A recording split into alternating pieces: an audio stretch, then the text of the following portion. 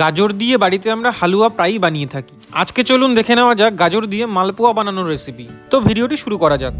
Welcome everyone to my channel test of India. এখানে আমি নিয়ে নিয়েছি 4টে মিডিয়াম সাইজের গাজর। গাজরগুলোকে আমি এখানে ছোট ছোট টুকরো করে কেটে নিচ্ছি।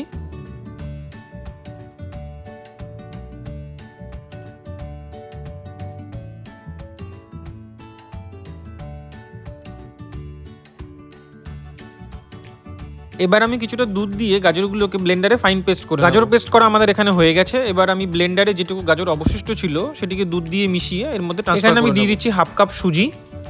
এবারে দিয়ে দিলাম অল্প পরিমাণে ময়দা, 2 চা চামচ চিনি দিয়ে আমি এবারে মিশ্রণটাকে ভালো করে ফেটিয়ে নেব। এখানে আমি 1 চা চামচ মৌরি দিয়ে আরেকটু ভালো করে ফেটিয়ে নিলাম। একটা জিনিস আমি এখানে বলে রাখি, আমি কিন্তু ফেটানোর জন্য সবসময় দুধই ইউজ করেছি, কোনো জল আমি এখানে ইউজ করিনি। ভালো করে ফেটিয়ে নেবার পর এবার আমি মিশ্রণটাকে কিছুক্ষণের জন্য রেখে দেব। এখানে আমি চিনির রস তৈরি করার জন্য নিয়ে নিচ্ছি 1 কাপ চিনি। এবারে দিয়ে দিচ্ছি 1 কাপ জল। চিনির রসের গন্ধ এবং স্বাদ দ্বিগুণ মাত্রায় বাড়ানোর জন্য আমি এখানে দিয়ে নিচ্ছি কিছু পরিমাণে এলাচ। এখন আমি চিনির রসটাকে মিডিয়াম ফ্লেমে কিছুক্ষণ ধরে ফুটিয়ে নেব। এখানে কিন্তু একটা জিনিস খেয়াল রাখতে হবে, যাতে করে চিনির রসটা খুব বেশি গাঢ় না হয়ে যায়। একটু পাতলাই রাখবো আমি এখানে রসটা, যাতে করে মালপোয়াগুলো ভালোভাবে ভিজতে পারে রসে।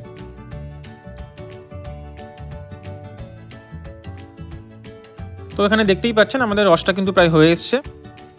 এবার আমি ফ্রাইং প্যানে সাদা তেল নিয়ে মালপোয়াগুলো একে একে ভেজে নেব।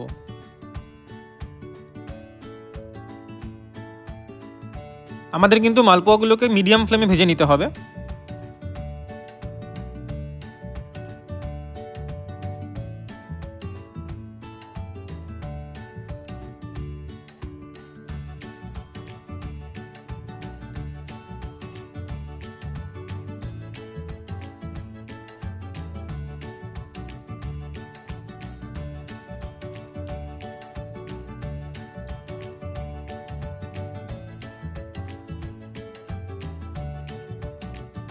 এখানে দেখতেই পাচ্ছেন মালপোয়াগুলোর সুন্দর একটা কালার চলে এসছে।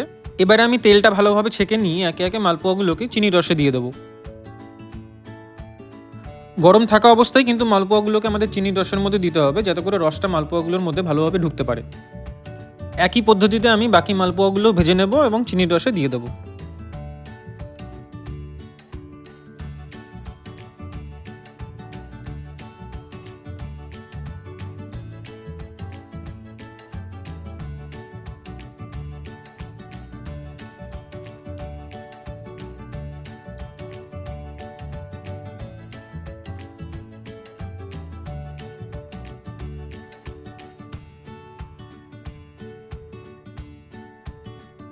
সব কিন্তু আমাদের ভাজা হয়ে গেছে। এইখানে চিনির রসের মধ্যে মালপোয়াগুলো দেখতেই পাচ্ছেন খুব সুন্দর ভিজে গেছে। এইভাবে কিন্তু আপনারা বাড়িতে খুব সহজেই বানিয়ে নিতে পারেন গাজরের মালপোয়া। আশা করি আপনাদের সবার ভিডিওটি খুব ভালো লেগেছে। এরকম আরও নতুন নতুন রেসিপি পেতে আমার চ্যানেলটিকে অবশ্যই সাবস্ক্রাইব করে দেবেন। দেখা হবে আবার পরের ভিডিওতে নতুন কোনো রেসিপি নিয়ে।